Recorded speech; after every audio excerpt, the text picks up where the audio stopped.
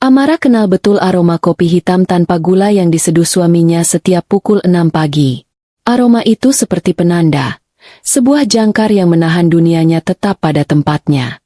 Dunianya adalah sebuah rumah tipe 90 di kompleks perumahan yang tenang, dua anak yang cerdas, Bima yang berusia 8 tahun dan Rara yang baru menginjak 5 tahun, dan seorang suami, Rangga, yang karirnya sedang menanjak di sebuah perusahaan properti. Di atas kertas, kehidupan Amara adalah potret keluarga yang sempurna, sebuah surga kecil yang ia bangun dengan sabar selama 10 tahun pernikahannya. Rangga adalah pria yang baik. Setidaknya, itulah yang selalu Amara katakan pada dirinya sendiri. Dia pekerja keras, tidak pernah berkata kasar, dan selalu mencium kening anak-anaknya sebelum tidur. Tapi Rangga punya satu kelemahan besar, ibunya. Indira, sang ibu mertua, adalah pusat tata surya bagi Rangga. Apapun yang dikatakan ibunya adalah sabda, sebuah kebenaran mutlak yang tidak bisa diganggu-gugat. Dan bagi Indira, Amara adalah penyusup di surga putranya. Pagi itu berjalan seperti pagi-pagi lainnya. Amara menyiapkan sarapan nasi goreng kesukaan Rangga, sementara Bima dan Rara masih ribut berebut mainan di ruang tengah. "Bima, jangan ganggu adikmu. Sebentar lagi diantar ayah ke sekolah," kata Amara lembut, meletakkan piring di atas meja. Rangga keluar dari kamar, sudah rapi dengan kemeja birunya. Ia tersenyum melihat Amara. "Wangi sekali, Bu. Nasi goreng buatanmu memang tidak ada duanya." Ia duduk dan mulai menyantap sarapannya. Di sela-sela suapannya, Rangga berkata, "Nanti sore Ibu dan Winda mau mampir. Katanya kangen sama cucu-cucunya." Amara menghentikan gerakan tangannya sejenak, lalu memaksakan seulas senyum. "Oh, ya? Tumben tidak bilang dulu. Nanti aku siapkan camilan buat mereka." Di dalam hatinya, alarm kecil mulai berbunyi. Kunjungan mendadak dari ibu mertua dan adik iparnya. Winda jarang sekali membawa kabar baik. Indira adalah seorang wanita parubaya yang pandai sekali bermain peran. Di depan Rangga, ia adalah ibu yang penuh kasih. Tapi saat hanya berdua dengan Amara, tatapan matanya berubah tajam dan kata-katanya seringkali mengandung sindiran halus. Sementara Winda, adik satu-satunya Rangga, adalah versi muda dari ibunya, hanya saja lebih blak-blakan dalam menunjukkan ketidaksukaannya. Ia selalu merasa berhak atas semua milik kakaknya, termasuk perhatian dan uangnya. Baginya, Amara adalah penghalang utama. "Tidak usah repot-repot. Sayang, mereka cuma sebentar," kata Rangga, sama sekali tidak menyadari perubahan raut wajah istrinya.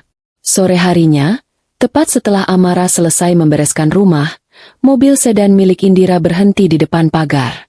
Indira turun dengan gayanya yang angkuh, mengenakan gamis mewah dan kerudung yang serasi. Di belakangnya, Winda menyusul dengan wajah masam, sibuk dengan ponselnya. "Assalamualaikum," sapa Indira dengan suara yang dibuat seramah mungkin saat Amara membukakan pintu. "Waalaikumsalam, Bu. Silakan masuk." Bima dan Rara langsung berlari memeluk nenek dan tantenya. Indira menciumi pipi mereka sekilas, lebih seperti sebuah formalitas daripada ungkapan rindu yang tulus. Pandangannya menyapu seluruh isi ruang tamu, seolah sedang melakukan inspeksi. "Rumahmu ini makin bagus saja, Ra," kata Indira sambil duduk di sofa. Tangannya mengelus permukaan kainnya yang mahal. Rangga memang tidak salah pilih istri. Pintar merawat rumah. Amara hanya tersenyum tipis. Ia tahu itu bukan pujian. Itu adalah pengingat bahwa semua ini adalah milik putranya. Winda melempar tasnya ke sofa. "Aku haus, Mbak. Ada yang dingin?" tanyanya tanpa menatap Amara. "Ada jus jeruk di kulkas, Win. Sebentar Mbak ambilkan." Saat Amara beranjak ke dapur, ia bisa mendengar percakapan mereka. "Lihat itu, Bu. Gordennya baru lagi," bisik Winda, cukup keras untuk didengar. "Enak ya jadi Mbak Amara. Tinggal minta saja sama Mas Rangga." "Sudah, jangan begitu. Mungkin memang sudah waktunya diganti," jawab Indira. Namun nadanya menyiratkan persetujuan. Amara menarik napas panjang. Ia sudah terbiasa. Demi Rangga dan anak-anak, ia harus sabar. Ia kembali dengan nampan berisi jus jeruk dan beberapa potong kue. Percakapan kemudian beralih ke hal-hal sepele. Namun Amara merasa seperti sedang dihakimi dalam setiap kalimat. Mereka bertanya tentang biaya sekolah anak-anak, tentang arisan yang diikuti Amara, tentang perhiasan yang ia pakai. Semua pertanyaan itu terasa seperti interogasi terselubung. Kunjungan itu terasa sangat lama. Ketika akhirnya mereka pamit, Amara merasa lega seolah baru saja mengangkat beban berat dari pundaknya. Ia tidak tahu bahwa beban yang jauh lebih berat sedang menunggunya. Malam itu, Rangga pulang sangat larut, tidak seperti biasanya. Pukul 11 malam, suara mobilnya baru terdengar memasuki garasi. Amara yang menunggunya di ruang tamu langsung merasakan firasat buruk. Pintu terbuka, dan Rangga masuk dengan wajah yang keras dan dingin. Di belakangnya, menyusul Indira dan Winda dengan mata sembab seolah habis menangis semalaman. "Rangga, kenapa baru pulang? Ibu dan Winda kok ikut?" tanya Amara bingung. Rangga tidak menjawab. Ia berjalan lurus ke arah Amara. Tatapannya menusuk. "Jelaskan ini," katanya dengan suara bergetar karena amarah. Ia melempar beberapa lembar kertas ke atas meja. Amara memungutnya. Itu adalah salinan laporan rekening koran dan surat dari Pegadaian. Jantungnya berdebar kencang. Ia sama sekali tidak mengerti. "Jelaskan apa, Mas? Aku tidak paham." "Jangan pura-pura bodoh," bentak Rangga. Amara terlonjak kaget. Selama 10 tahun menikah, ia belum pernah mendengar suaminya membentak sekeras itu. Ibu Indira mulai terisak. "Ya Allah, Rangga, ibu tidak menyangka Amara akan setega ini. Uang perusahaanmu, nak, uang yang kamu kumpulkan susah payah." Winda menimpali dengan suara sengau. "Sertifikat rumah ini juga, Mas." Dia gadaikan diam-diam. Entah buat apa uang sebanyak itu. Kepala Amara terasa pusing. Semua ini terdengar seperti omong kosong. "Apa maksud kalian? Uang apa? Aku tidak pernah menggadaikan sertifikat rumah," seru Amara. Suaranya mulai bergetar. "Sudah cukup sandiwaramu." Rangga menunjuk kertas-kertas di meja. Di situ jelas tertulis ada penarikan uang 120 juta dari rekening perusahaan. "Dan ini surat bukti gadai sertifikat rumah kita. Kamu pikir aku bodoh? Tapi aku tidak melakukannya, Mas. Sumpah demi Allah." Amara mencoba meraih tangan suaminya, tapi Rangga menepisnya dengan kasar. "Lalu siapa lagi? Hanya kamu yang tahu akses ke rekening itu selain aku. Hanya kamu yang tahu di mana aku menyimpan sertifikat rumah." "Ibu juga tahu, Winda juga tahu," balas Amara panik. Matanya menatap kedua perempuan itu bergantian. Indira menangis semakin keras. "Ya Tuhan, jadi kamu mau menuduh ibu dan adikmu sendiri? Setelah semua kebaikan kami, kamu fitnah kami. Amara, di mana hatimu?" Rangga menatap Amara dengan penuh kekecewaan dan amarah. Wajah istrinya yang panik dan ketakutan tidak lagi menimbulkan simpati di hatinya. Yang ia lihat hanyalah seorang pengkhianat. Otaknya sudah penuh oleh cerita yang didramatisir oleh ibu dan adiknya selama perjalanan mereka ke rumah tadi. Mereka bilang, mereka memergoki Amara bertemu dengan seorang pria di sebuah kafe, lalu tidak sengaja menemukan surat gadai itu saat mencari sesuatu di kamar Amara. Mereka bilang Amara punya banyak utang karena gaya hidupnya yang mewah. Semua kebohongan itu dirangkai begitu rapi hingga terdengar seperti kebenaran. "Aku tidak percaya lagi padamu," desis Rangga. "Semua kesabaranku sudah habis." Amara menggelengkan kepalanya. Air mata mulai mengalir deras. "Rangga, tolong. Lihat aku. Kamu kenal aku. Aku tidak mungkin melakukan hal sekeji itu. Ini fitnah. Mereka menjebakku." Ia menunjuk Indira dan Winda yang kini berdiri di belakang Rangga, menatapnya dengan ekspresi yang sulit diartikan. Rangga menoleh ke belakang, melihat ibunya yang tampak begitu rapuh dan adiknya yang terus menangis. Lalu ia menatap kembali ke arah Amara. Pilihan telah dibuat. Ia lebih memilih untuk percaya pada darah dagingnya. Aku sudah tidak sudi lagi melihat wajahmu di rumah ini, kata Rangga dengan suara rendah namun penuh penekanan. Kamu telah mengkhianatiku, menghancurkan kepercayaanku. Dunia Amara seakan berhenti berputar. Kata-kata itu lebih tajam dari pisau. Mas, jangan bilang begitu. Isak Amara. Rangga menarik napas dalam-dalam. Matanya menatap lurus ke mata Amara yang basah. Dengan satu tarikan napas, ia mengucapkan kalimat yang meruntuhkan seluruh surga yang telah mereka bangun bersama. Mulai detik ini, aku, Rangga, menalak kamu, Amara. Hening. Suara detak jam di dinding terdengar begitu keras. Amara merasa kakinya lemas. Tubuhnya seakan kehilangan semua tulang.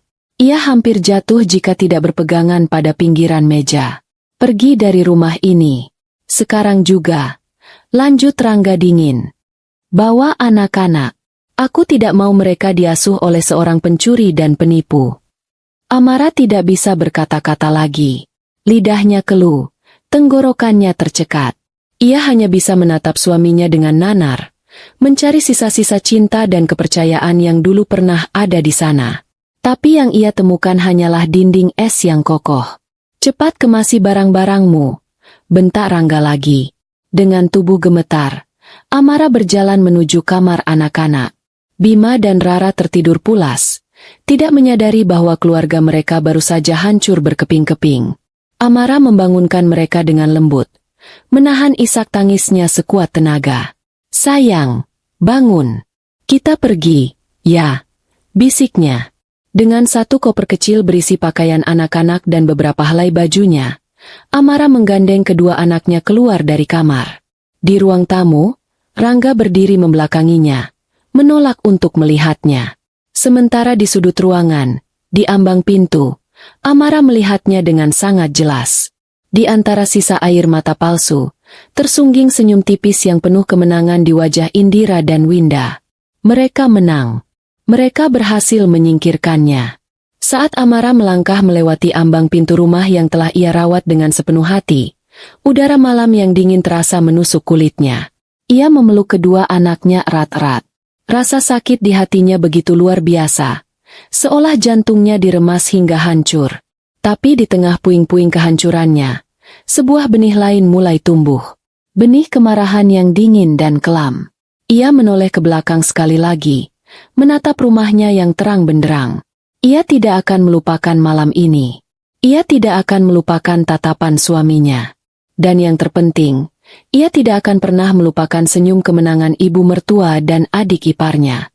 Di dalam hatinya, Amara berbisik pada dirinya sendiri, sebuah sumpah yang diucapkan dalam senyap. Ini bukan akhir. Ini adalah awal dari kehancuran kalian. Tunggu saja waktunya.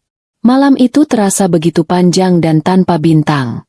Amara berjalan tanpa tujuan yang jelas, menggandeng tangan Bima dan Rara di kedua sisinya.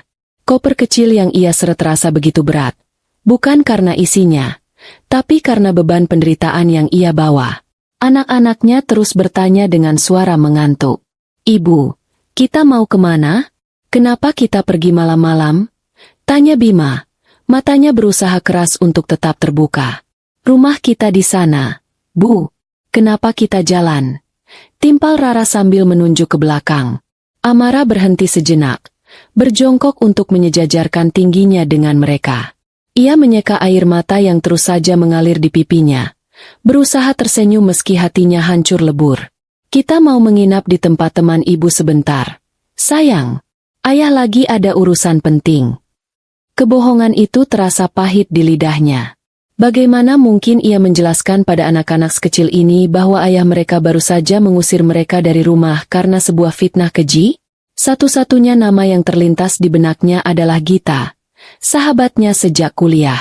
Gita tinggal di sebuah rumah kontrakan sederhana di bagian lain kota. Amara merogoh tasnya, mencari ponsel. Dengan tangan gemetar, ia menekan nomor Gita. Halo, Git. Maaf mengganggumu malam-malam, kata Amara dengan suara serak. Terdengar suara Gita yang khas, sedikit serak karena baru bangun tidur. Amara, ada apa? Kamu kenapa nangis? Aku diusir dari rumah, Git. Aku dan anak-anak. Boleh aku menumpang di tempatmu untuk malam ini? Tanpa bertanya lebih jauh, Gita langsung menjawab. Ya Tuhan, Ra. Tentu saja boleh. Cepat ke sini. Kirim lokasimu sekarang. Biar aku pesan taksi online untukmu. Setengah jam kemudian, sebuah taksi berhenti di depan gang sempit menuju kontrakan Gita. Tempat itu sangat berbeda dari lingkungan rumahnya. Gangnya becek, penerangannya remang-remang, dan rumah-rumah berdempetan. Amara menelan ludah, mengeratkan pelukan pada anak-anaknya. Inilah kenyataan barunya. Gita sudah menunggu di depan pintu dengan wajah cemas. Ia langsung memeluk Amara erat. Masuk. Ra. Masuk. Kontrakan Gita hanya memiliki satu kamar tidur, satu ruang tamu kecil yang menyatu dengan dapur, dan satu kamar mandi. Sederhana, tapi bersih. Gita segera menidurkan Bima dan Rara yang sudah terlelap di sofa tuanya. Ia lalu membuatkan teh hangat untuk Amara. Sekarang ceritakan, apa yang terjadi? Tanya Gita lembut setelah memastikan anak-anak tertidur pulas. Amara pun menceritakan semuanya. Tentang tuduhan pencurian uang 120 juta, tentang sertifikat rumah yang digadaikan, tentang bagaimana Rangga menalaknya tanpa mau mendengarkan penjelasannya sedikitpun. Ia menceritakan tentang tatapan kemenangan Indira dan Winda. Setiap kata yang keluar terasa seperti mengeluarkan serpihan kaca dari tenggorokannya. Gita mendengarkan dengan seksama. Wajahnya menunjukkan campuran antara amarah dan simpati. Brengsek, Rangga benar-benar keterlaluan.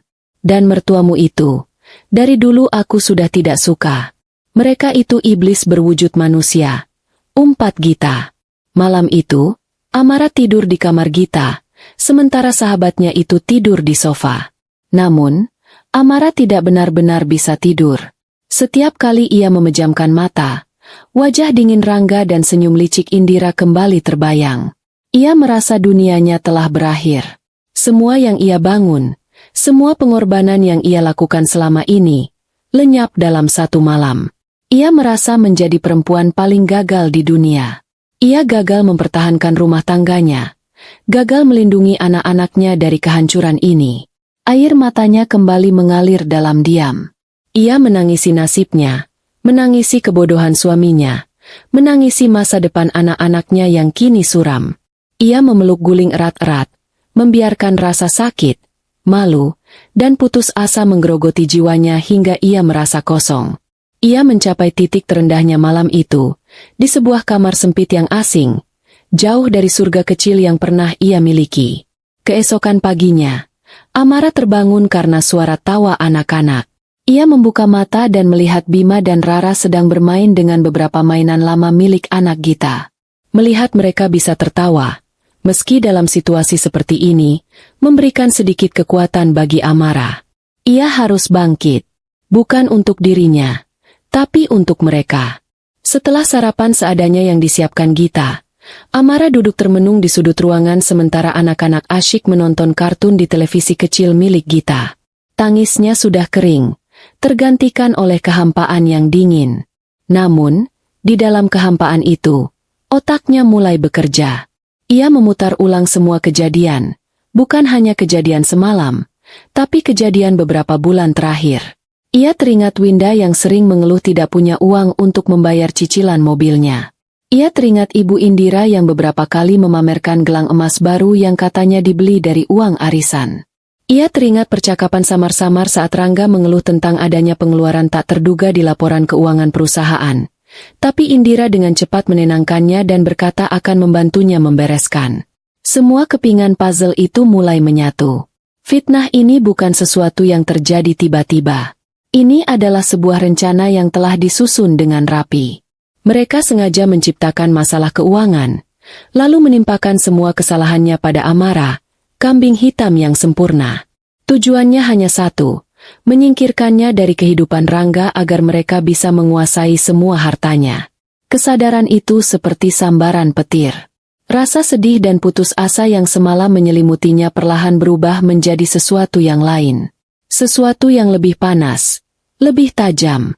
Amarah. Bukan amarah yang meledak-ledak, melainkan amarah yang dingin dan membeku. Amarah yang menuntut pembalasan. Mereka pikir mereka sudah menang. Mereka pikir dengan menyingkirkannya, masalah selesai. Mereka salah besar. Mereka tidak tahu siapa Amara sebenarnya.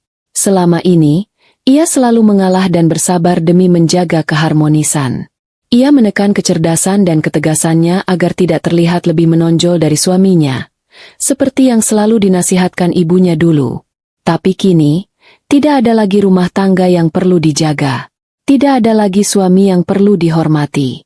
Yang tersisa hanyalah seorang ibu yang akan melakukan apapun untuk masa depan anak-anaknya dan seorang wanita yang harga dirinya telah diinjak-injak sampai ke dasar. Amara mengambil ponselnya. Jarinya berhenti sejenak di atas satu nama. Fadli.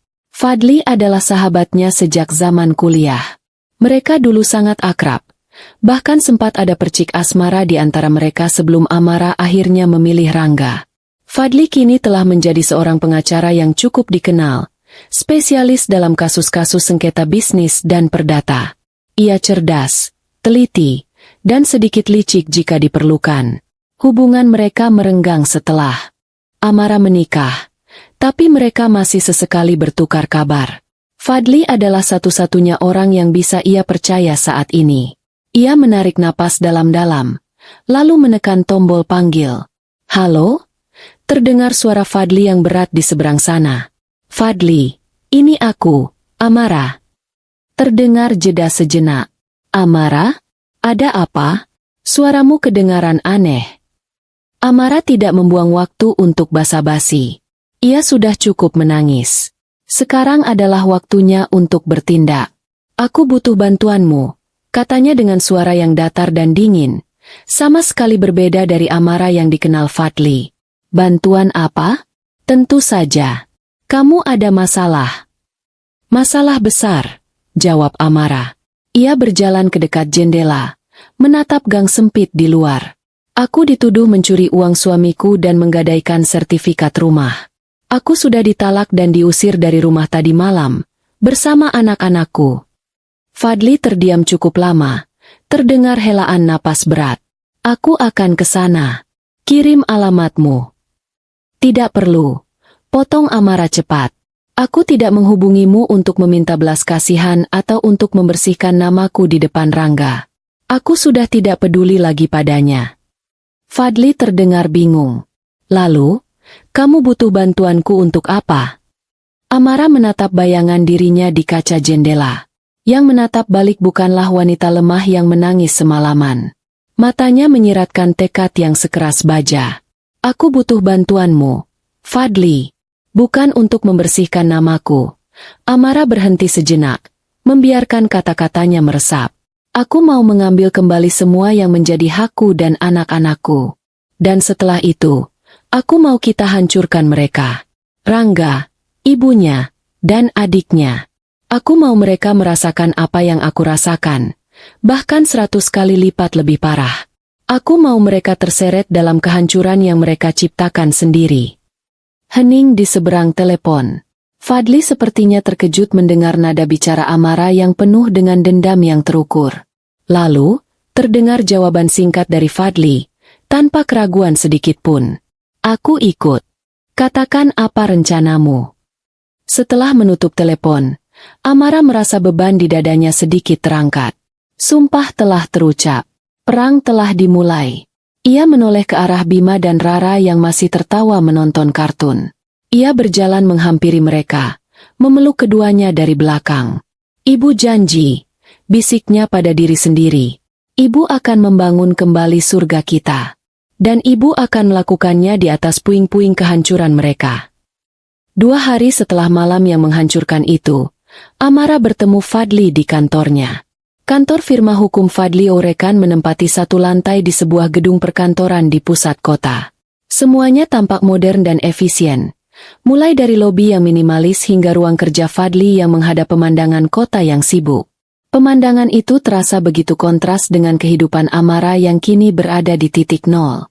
Ia datang mengenakan blus sederhana dan celana panjang kain, satu-satunya setelan pakaian formal yang ia bawa. Rambutnya diikat rapi, dan wajahnya, meski masih menyiratkan kesedihan, tampak tegas dan penuh tekad. Fadli yang Amara temui bukanlah lagi mahasiswa kurus berkacamata yang sering berdebat dengannya di perpustakaan kampus. Ia kini seorang pria matang berusia pertengahan 30-an, dengan setelan jas mahal yang membungkus tubuhnya yang tegap. Namun, tatapan matanya saat melihat Amara masih sama seperti dulu, hangat dan penuh perhatian. "Ra, aku turut prihatin," kata Fadli memulai percakapan setelah mempersilakan Amara duduk dan menyuguhkan segelas air mineral.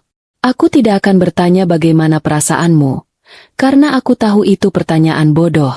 Jadi, langsung saja ke intinya. Apa yang bisa aku bantu?"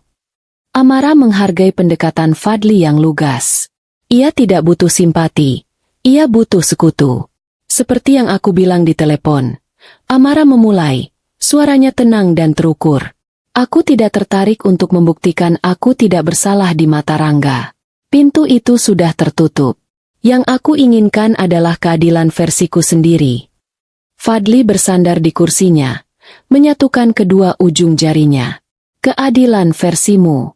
Jelaskan padaku apa artinya itu." "Artinya aku mau mereka membayar semua yang telah mereka lakukan," jawab Amara. "Aku mau Rangga kehilangan segalanya. Sama seperti aku kehilangan segalanya. Aku mau Ibu Indira dan Winda merasakan bagaimana rasanya tidak punya apa-apa dan hidup dalam ketakutan. Aku tidak mau mereka hanya masuk penjara. Itu terlalu mudah. Aku mau kehancuran mereka menjadi tontonan yang lambat dan menyakitkan." Fadli menatap Amara lekat-lekat. Wanita di hadapannya bukanlah Amara yang ia kenal. Amara yang dulu lembut, pemaaf, dan selalu menghindari konflik. Amara yang sekarang memiliki sorot mata yang dingin dan tajam. Ada luka yang dalam di sana, tapi juga ada api yang menyala terang. "Baiklah," kata Fadli setelah hening sejenak. "Ini bukan kasus hukum biasa. Ini adalah perang. Dan dalam perang, kita butuh strategi dan amunisi. Amunisi kita adalah informasi. Kamu adalah sumber informasi terbaik. Strateginya, biar aku yang susun." Ia mengambil sebuah buku catatan dan pulpen. "Kita mulai dari awal. Uang 120 juta. Kamu yakin tidak tahu menahu soal itu?" "Sama sekali tidak," jawab Amara. "Pengelolaan keuangan perusahaan sepenuhnya dipegang Rangga. Tapi aku tahu, Ibu Indira punya akses tidak resmi. Rangga memberikan salinan kunci brankas dan kata sandi internet banking padanya. Katanya untuk berjaga-jaga.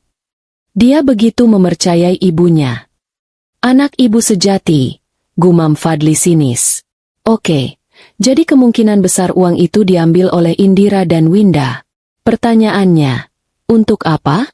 Orang serakah seperti mereka tidak akan menyimpan uang sebanyak itu di bawah bantal. Pasti sudah dibelanjakan. Kamu punya petunjuk?" Amara mulai berpikir keras, memutar kembali memorinya seperti roll film. Ia mengingat setiap detail kecil, setiap keluhan, setiap pameran terselubung dari mertua dan iparnya dalam beberapa bulan terakhir. "Winda," kata Amara tiba-tiba. Sekitar sebulan yang lalu, dia terus merengek pada Rangga. Mobilnya sudah butut, sering mogok, katanya. Dia mau ganti mobil baru. Sebuah SUV putih yang sering ia tunjukkan fotonya dari internet. Rangga bilang belum ada uang untuk itu. Tapi sekitar 2 minggu lalu, Winda tiba-tiba berhenti mengeluh. "Aku tidak terlalu memperhatikan, tapi sekarang aku curiga." Fadli mencatat. "SUV putih. Ada lagi." "Ibu Indira," lanjut Amara. "Dia terobsesi dengan perhiasan dan barang-barang bermerek. Beberapa minggu terakhir, dia sering pamer di grup keluarga. Ada gelang emas model baru, tas tangan yang aku tahu harganya belasan juta. Bahkan dia sempat cerita sedang merenovasi dapurnya. Saat aku tanya uang dari mana, dia selalu bilang menang arisan atau dapat rezeki nomplok. Dulu aku percaya saja. Sekarang, aku yakin itu semua bohong." "Arisan mana yang hadiah utamanya cukup untuk membeli itu semua?" cibir Fadli. "Bagus. Ini petunjuk yang bagus. Winda yang gegabah dan suka pamer. Indira yang serakah dan ingin terlihat sosialita. Karakter mereka adalah kelemahan terbesar mereka. Kita akan manfaatkan itu." Fadli berdiri dan berjalan mondar-mandir di ruangannya. Langkah pertama, kita cari bukti pengeluaran mereka. Aku akan tugaskan timku untuk memantau media sosial Winda. Orang seperti dia pasti tidak akan tahan untuk tidak memamerkan mobil barunya. Kita juga akan coba lacak transaksi pembelian mobil di dealer-dealer sekitar sini dalam sebulan terakhir atas nama Winda. Bagaimana dengan Ibu Indira? Tanya Amara. Sedikit lebih sulit karena dia lebih tua dan mungkin lebih hati-hati. Tapi kita bisa coba cek toko-toko perhiasan dan butik langganannya. Mungkin ada catatan transaksi. Tapi yang terpenting adalah aliran uangnya. Aku perlu tahu bagaimana cara mereka mengeluarkan uang 120 juta itu dari rekening perusahaan Rangga tanpa terdeteksi olehnya. Rangga sangat sibuk dengan proyek barunya. Jelas Amara. Dia jarang sekali memeriksa detail laporan keuangan. Dia hanya melihat laporan ringkasan yang biasanya disiapkan oleh akuntannya. Dan kadang oleh ibunya. Fadli berhenti berjalan. Ibunya ikut menyiapkan laporan keuangan. Amara mengangguk. Rangga bilang ibunya jago akuntansi. Jadi terkadang, untuk laporan internal, ibunya membantu, merapikan, angka-angka sebelum diserahkan pada akuntan resmi. Fadli tersenyum tipis. Senyum seorang predator yang menemukan jejak mangsanya. Sempurna. Artinya, mereka tidak mencuri uangnya sekaligus. Mereka mengeluarkannya sedikit demi sedikit melalui transaksi-transaksi kecil yang fiktif, lalu menutupinya dengan laporan yang sudah dimanipulasi. Ini bukan sekadar pencurian. Ini penggelapan dana yang terencana. Selama seminggu berikutnya, Amara dan Fadli bekerja dalam diam. Sementara Amara fokus menenangkan anak-anaknya dan mencoba beradaptasi dengan kehidupan barunya di kontrakan Gita, Fadli dan timnya bergerak cepat. Setiap sore, Fadli akan mengirimkan laporan perkembangan melalui pesan singkat. Hasil pertama datang dari media sosial. Seperti yang diduga, Winda tidak bisa menahan diri. 5 hari setelah Amara diusir, ia mengunggah foto dirinya bersandar di sebuah SUV putih baru dengan plat nomor yang masih putih. Keterangannya, "Alhamdulillah, hasil kerja keras." Nyucar bleset. Amara merasakan gelombang mual saat melihat foto itu. Hasil kerja keras. Winda bahkan tidak punya pekerjaan tetap. Kerja keras yang ia maksud adalah kerja keras menghancurkan rumah tangga kakaknya sendiri.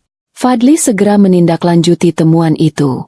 Timnya mendatangi dealer mobil dan dengan sedikit bujukan serta imbalan, mereka mendapatkan salinan faktur pembelian. Mobil itu dibeli secara tunai seminggu yang lalu. Harganya 105 juta rupiah. Sisa 15 juta lagi, kata Fadli di telepon malam itu. Kemungkinan besar dipakai ibunya untuk belanja. Bukti yang lebih kuat datang 3 hari kemudian.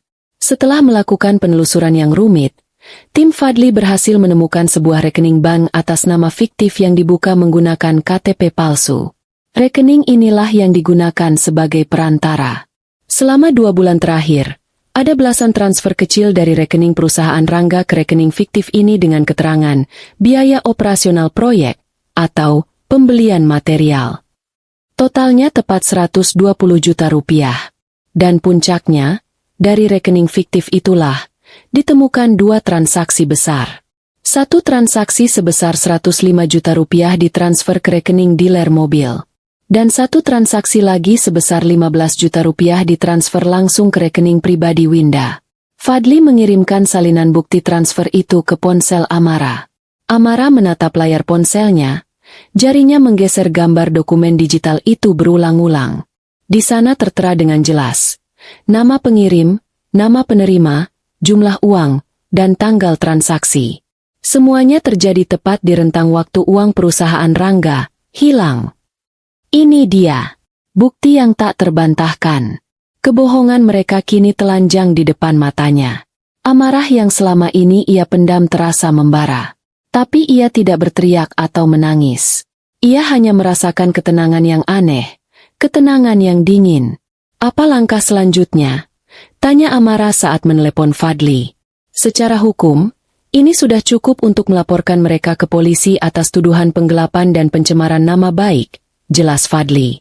Tidak, jawab Amara tegas. Aku sudah bilang, aku tidak mau jalan pintas. Polisi dan penjara itu urusan nanti. Aku mau mereka hancur secara perlahan. Aku mau mereka saling menyalahkan dan saling menghancurkan. Fadli terdiam sejenak, seolah sudah menduga jawaban itu. Aku mengerti. Jadi, kita lanjutkan ke fase 2. Kita sudah punya amunisinya. Sekarang waktunya menembakkan peluru pertama. Target kita yang paling lemah dulu. Winda. Apa rencanamu? Orang yang serakah dan bodoh seperti Winda sangat mudah dipancing, kata Fadli.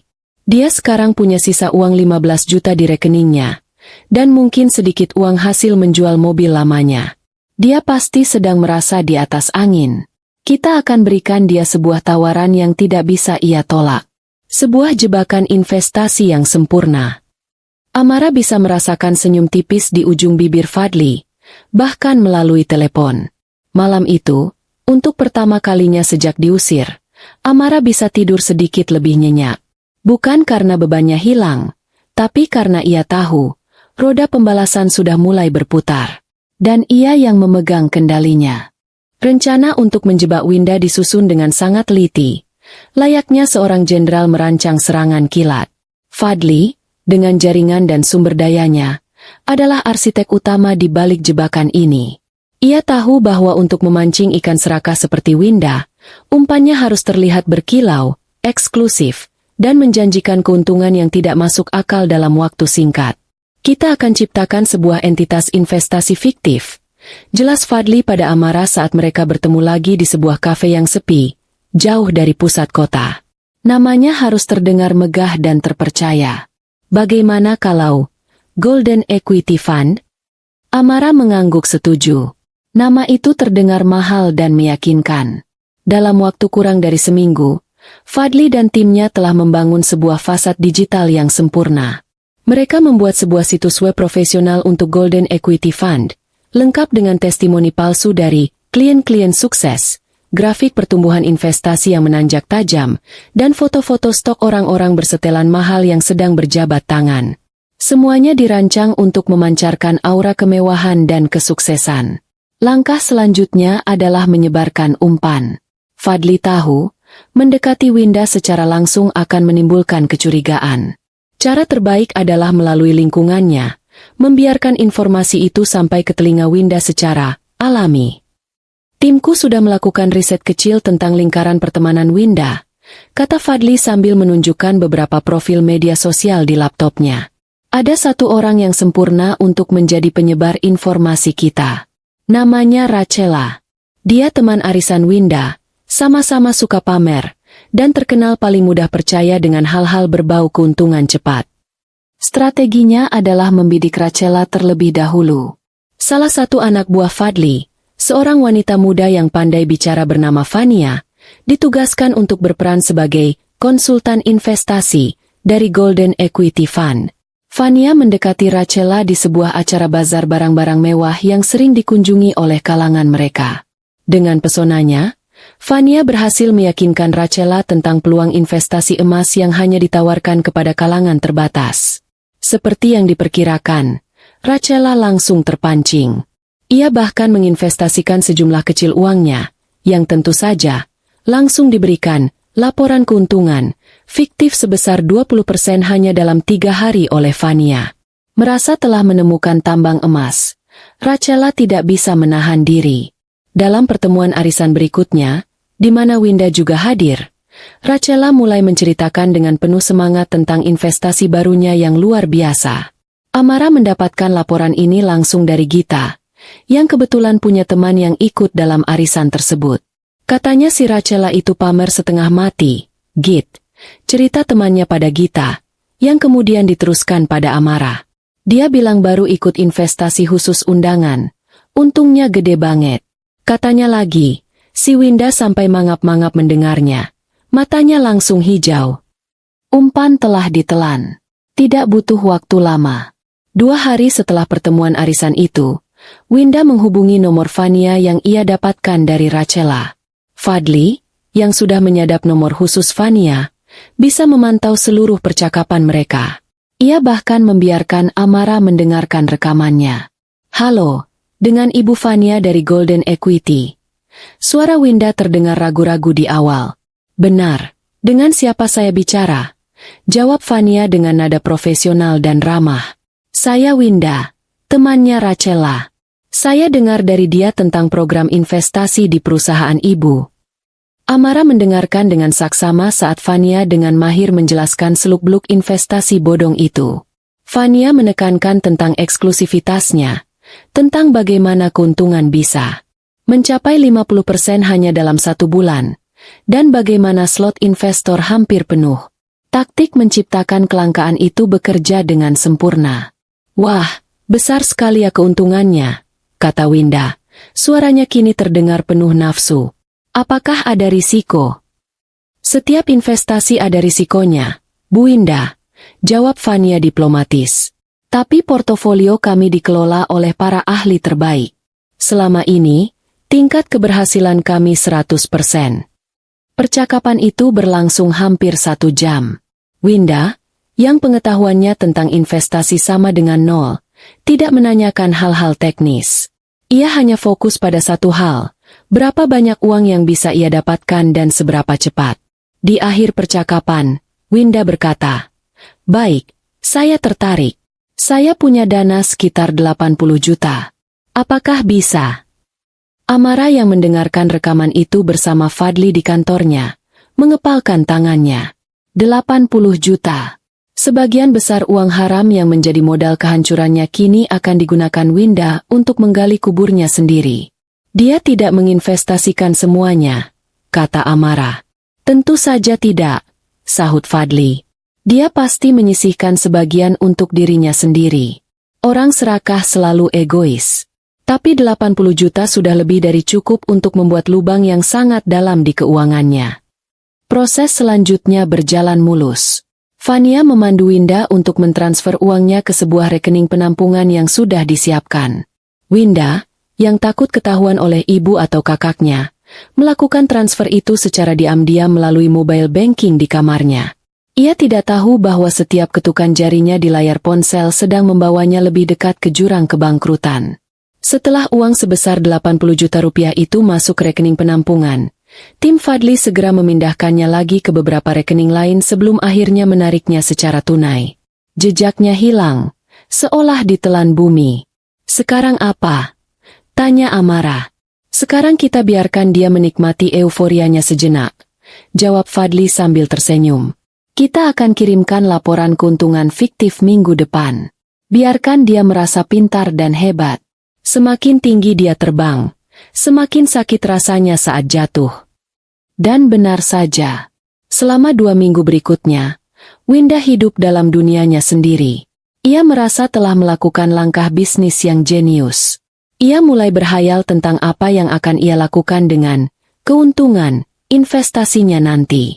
Ia akan membeli tas yang lebih mahal dari milik Rachela, berlibur ke luar negeri, dan membuktikan kepada ibu dan kakaknya bahwa ia juga bisa sukses.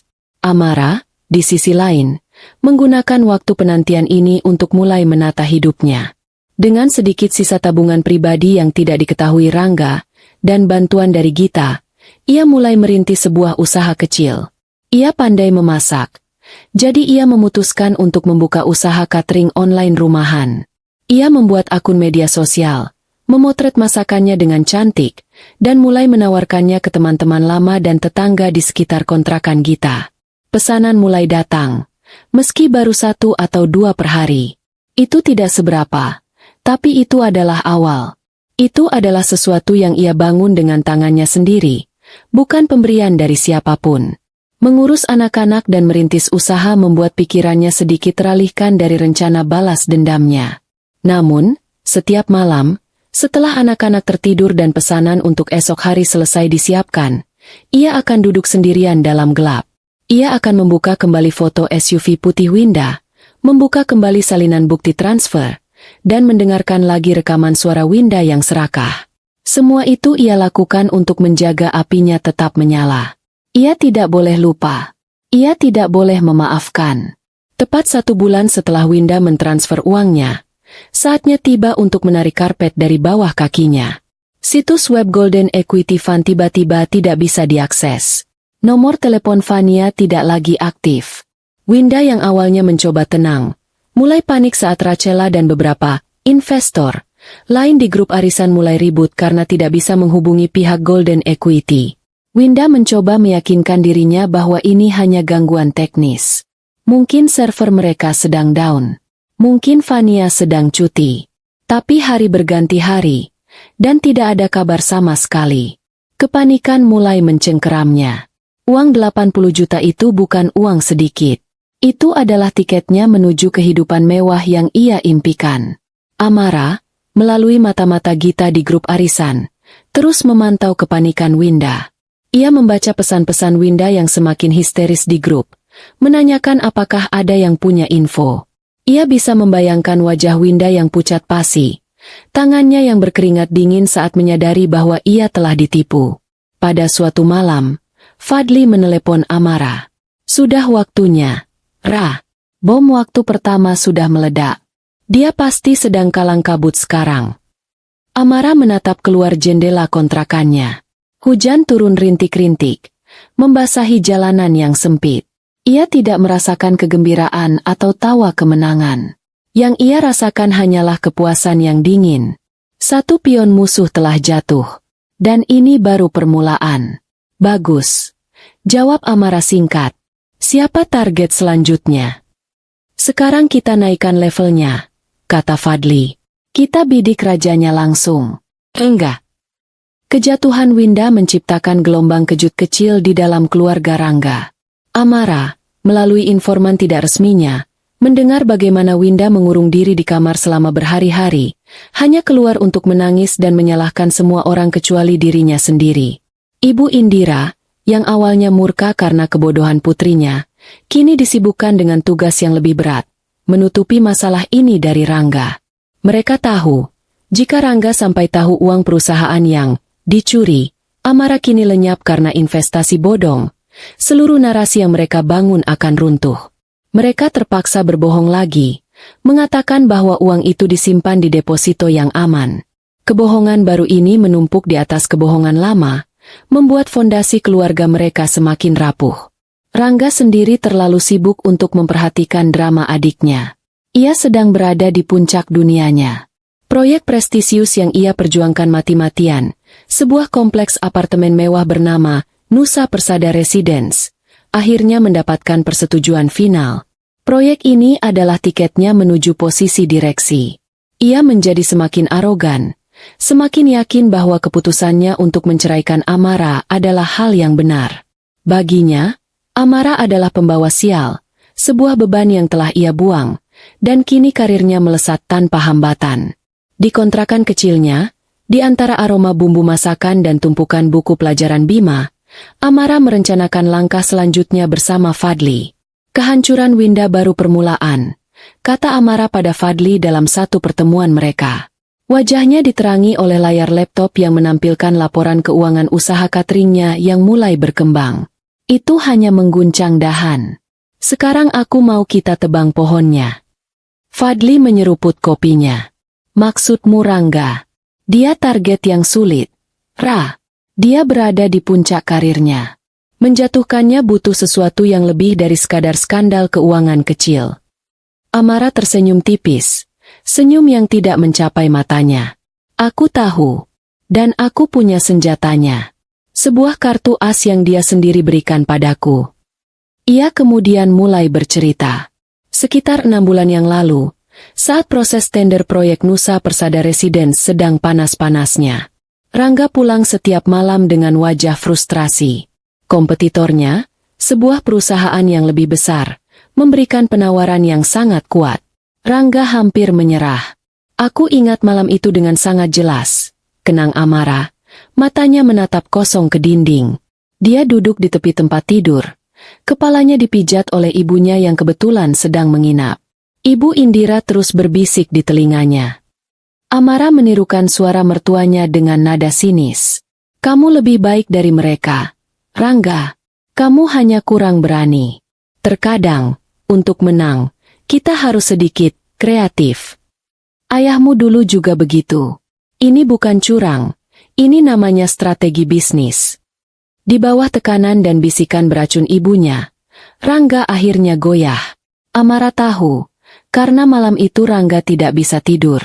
Ia mondar-mandir di ruang kerja, dan Amara yang membawakannya teh hangat, tidak sengaja melihat apa yang sedang ia kerjakan di komputernya. Ia sedang mengubah angka-angka pada laporan studi kelayakan proyek. Ia menaikkan proyeksi keuntungan, return on investment, dari 12% menjadi 18%. Ia juga sedikit memanipulasi data analisis dampak lingkungan agar terlihat lebih ramah lingkungan daripada yang sebenarnya. Dia bilang padaku itu hanya penyesuaian kecil, agar proposalnya terlihat lebih menarik, lanjut Amara. Dia mencoba meyakinkan dirinya sendiri bahwa itu bukan kebohongan. Tapi aku melihat ketakutan di matanya. Dia tahu dia sudah melewati batas. Fadli mendengarkan dengan saksama. Matanya berbinar. Ini dia. Bukan sekadar kesalahan, tapi penipuan korporat. Sebuah kejahatan kerah putih yang bisa menghancurkan tidak hanya karir Rangga, tapi juga reputasi perusahaannya. Apakah kamu punya bukti? Tanya Fadli, nadanya serius. Tidak ada bukti fisik, jawab Amara. Semua hanya ada di ingatanku. Tapi aku ingat detailnya. Aku ingat nama perusahaan konsultan yang membuat laporan aslinya. Aku ingat angka-angka awal yang ia tunjukkan padaku, dan aku ingat folder di komputernya yang ia beri nama, Final Proposal. Fadli tersenyum. Ingatanmu sudah lebih dari cukup. Itu adalah peta harta karunnya. Sekarang, biarkan aku yang mengirim pemburu harta karunnya. Fadli tidak main-main. Ia tidak menggunakan orang sembarangan. Ia menyewa seorang profesional. Seorang mantan intel siber yang kini membuka jasa investigasi korporat. Namanya Samuel, seorang pria pendiam yang lebih banyak bekerja di balik layar laptopnya daripada berbicara. Tugasnya terdengar mustahil, menyusup ke dalam sistem perusahaan properti sebesar itu dan mencuri data spesifik tanpa meninggalkan jejak. Tapi Samuel adalah ahlinya. Rencananya tidak melibatkan peretasan server utama yang pasti dijaga ketat. Targetnya lebih personal dan lebih lemah. Asisten pribadi Rangga. Seorang pemuda bernama Kevin yang menurut informasi Fadli, belum lama ini mendapat teguran keras dari Rangga karena kesalahan kecil. Kevin adalah titik masuk yang sempurna. Samuel, dengan menyamar sebagai seorang headhunter dari perusahaan rekrutmen ternama, menghubungi Kevin. Ia menawarinya sebuah posisi manajerial di perusahaan kompetitor dengan gaji 2 kali lipat. Kevin, yang merasa tidak dihargai oleh Rangga, tentu saja sangat tertarik. Selama proses wawancara yang dilakukan secara online, Samuel dengan lihai menyisipkan sebuah file malware ke dalam tautan portofolio yang dikirimkannya. Kevin, yang terlalu bersemangat, mengklik tautan itu tanpa curiga. Dalam sekejap, Samuel mendapatkan akses ke laptop Kevin. Dan karena Kevin sering menggunakan laptopnya untuk mengerjakan tugas dari Rangga, akses itu membawanya langsung ke jaringan internal kantor. Proses perburuan data berlangsung selama 3 hari yang menegangkan. Amara terus menunggu kabar dengan cemas. Ini adalah pertaruhan terbesarnya. Jika gagal, ia akan kehilangan kartu as satu-satunya. Pada hari ketiga, sebuah pesan masuk ke ponsel Amara dari Fadli. Isinya hanya satu kata. Jackpot. Malam itu, Amara datang ke sebuah apartemen aman yang disewa Fadli. Di sana, Samuel menunjukkan hasil kerjanya. Di layar laptopnya, terpampang 2 file yang berdampingan. File pertama berjudul Feasibility_Study_Nusa_Persada_Draft_V1 PDF. Berisi laporan asli dari konsultan. File kedua berjudul Final Proposal_Client_Submit PDF. Versi yang telah dimanipulasi.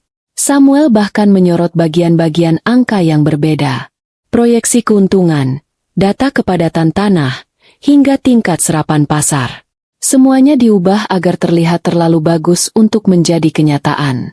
Dan bukan hanya itu, kata Samuel dengan suara datarnya. Ia memutar sebuah file audio. Terdengar suara Rangga yang sedang memberikan arahan dalam sebuah rapat kecil. Pastikan data dari konsultan kita arsipkan dengan baik. Jangan sampai tercampur. Untuk presentasi ke klien dan direksi, Kita hanya pakai data dari folder final. Paham? Ini menyangkut masa depan kita semua. Sedikit polesan bukan berarti berbohong, kata suara Rangga dalam rekaman itu, penuh dengan kepercayaan diri yang palsu. Rekaman itu adalah paku terakhir di peti mati karir Rangga. Samuel berhasil mengaktifkan mikrofon di laptop Kevin dari jarak jauh selama rapat internal tersebut berlangsung. Amara menatap semua bukti itu dengan napas tertahan. Semuanya ada di sana. Hitam di atas putih. Kebohongan yang menjadi fondasi kesuksesan suaminya. Bom waktu itu kini ada di tangannya. Siap untuk diledakkan kapan saja. Kapan kita akan meledakkannya? Tanya Amara pada Fadli. Matanya berkilat-kilat. Fadli melirik kalender di ponselnya. Peluncuran resmi dan penandatanganan kerjasama final proyek Nusa Persada Residence akan dilaksanakan minggu depan. Dihadiri oleh seluruh dewan direksi, perwakilan klien, dan media. Ia tersenyum dingin. Kita akan memberikannya sebagai hadiah, kejutan. Tepat 72 jam sebelum acara dimulai. Cukup waktu bagi mereka untuk panik. Tapi tidak cukup waktu bagi Rangga untuk menyelamatkan diri. Amara mengangguk perlahan. Ia bisa membayangkan wajah Rangga saat berdiri di atas panggung, merayakan kemenangannya, tidak sadar bahwa di bawah panggung itu, sebuah bom waktu ciptaannya sendiri sedang berdetak menunggu hancur. Perasaan yang menjalari tubuhnya bukan lagi sekadar amarah, melainkan sebuah kepastian yang dingin. Kepastian bahwa keadilan, dalam bentuknya yang paling kejam, akan segera datang. Minggu itu dimulai dengan suasana penuh kemenangan di kediaman Rangga. Berita tentang keberhasilan proyek Nusa Persada Residence sudah tersebar di kalangan internal perusahaan. Rangga dielu-elukan sebagai pahlawan, seorang manajer proyek jenius yang berhasil mengalahkan raksasa industri. Ia berjalan dengan dada yang lebih tegap, senyum yang lebih lebar, dan suara yang lebih lantang. Ia bahkan sudah membeli sebuah jam tangan mewah baru sebagai hadiah untuk dirinya sendiri. Di rumah, Ibu Indira tak henti-hentinya memuji putranya. Lihat, kan? Ibu sudah bilang kamu itu hebat. Rangga, setelah kamu singkirkan perempuan pembawa sial itu, rezekimu langsung terbuka lebar. Katanya di meja makan, sambil melirik sinis ke arah Winda yang masih murung. Winda sendiri hanya diam. Kehilangan 80 juta rupiah membuatnya trauma. Ia tidak lagi peduli dengan kesuksesan kakaknya. Yang ada di pikirannya hanyalah bagaimana caranya mendapatkan uang itu kembali. Sebuah obsesi yang membuatnya semakin gegabah. Rangga, yang terlalu mabuk oleh kesuksesannya, tidak menyadari awan gelap yang mulai berkumpul di atas kepalanya. Ia sibuk mempersiapkan pidato untuk acara peresmian yang akan diadakan hari Jumat.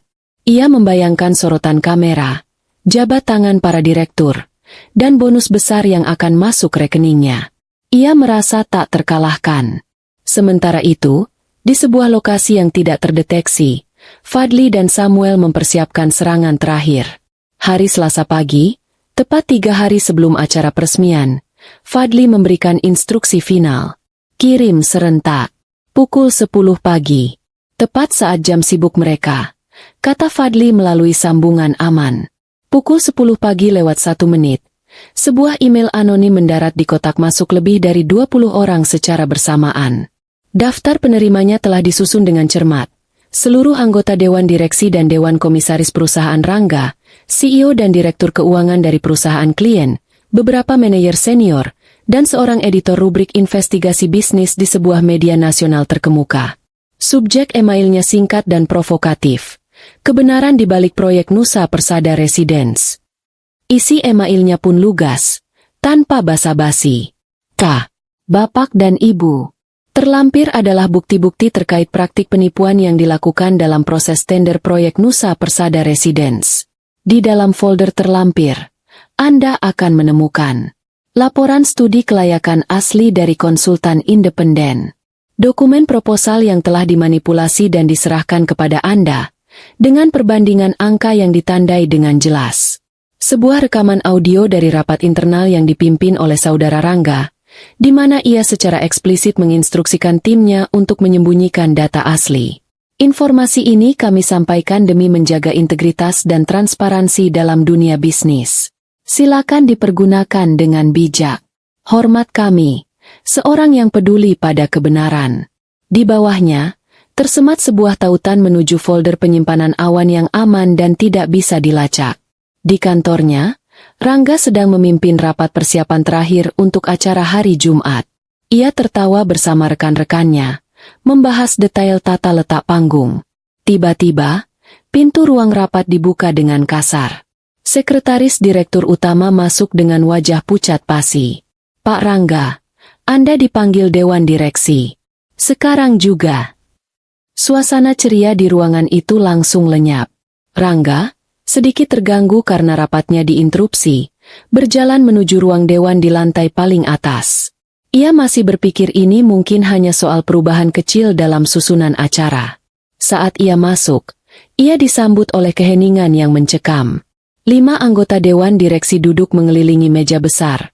Wajah mereka sekeras batu. Direktur Utama menatapnya dengan tatapan yang belum pernah Rangga lihat sebelumnya. Campuran antara amarah dan kekecewaan yang mendalam. "Jelaskan ini, Rangga," kata sang direktur. Suaranya pelan namun menusuk.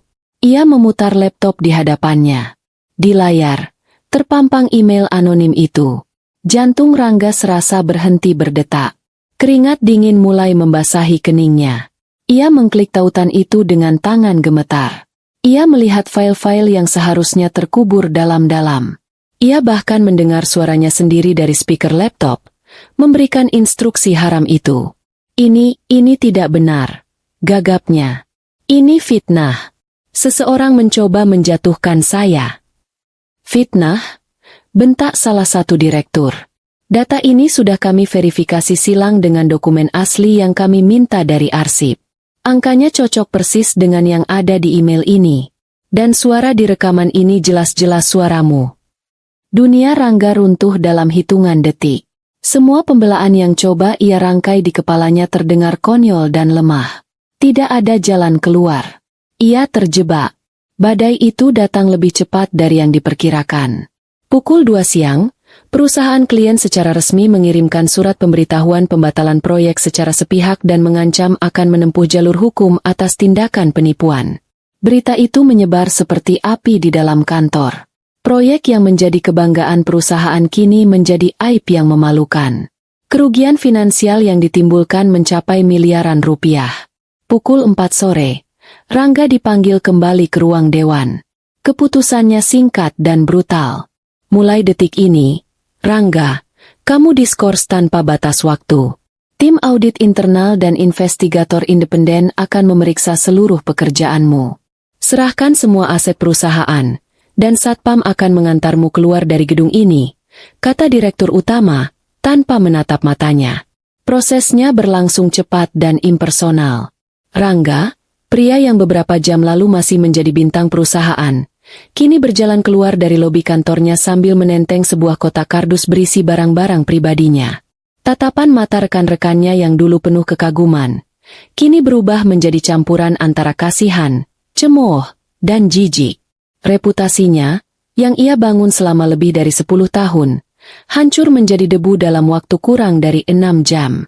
Amara mengetahui kabar itu dari sebuah portal berita bisnis online. Fadli mengirimkan tautannya dengan pesan singkat. "Badai telah tiba. Fase 2 selesai." Judul beritanya terpampang besar-besar. Dugaan skandal manipulasi data. Proyek apartemen mewah Nusa Persada dibatalkan mendadak. Nama Rangga memang belum disebut secara eksplisit, tapi jabatannya sebagai manajer proyek disebut dengan jelas. Amara membaca artikel itu tanpa ekspresi. Ia tidak merasakan lonjakan kebahagiaan. Hanya ada rasa dingin yang merayap di hatinya. Ini belum selesai. Ia melihat ke arah Bima dan Rara yang sedang menggambar di lantai. Balas dendam ini bukan hanya untuk dirinya, tapi untuk masa depan mereka. Malam itu, saat Rangga tiba di rumah, ia bukan lagi pria sombong yang penuh kemenangan. Ia adalah pria yang hancur.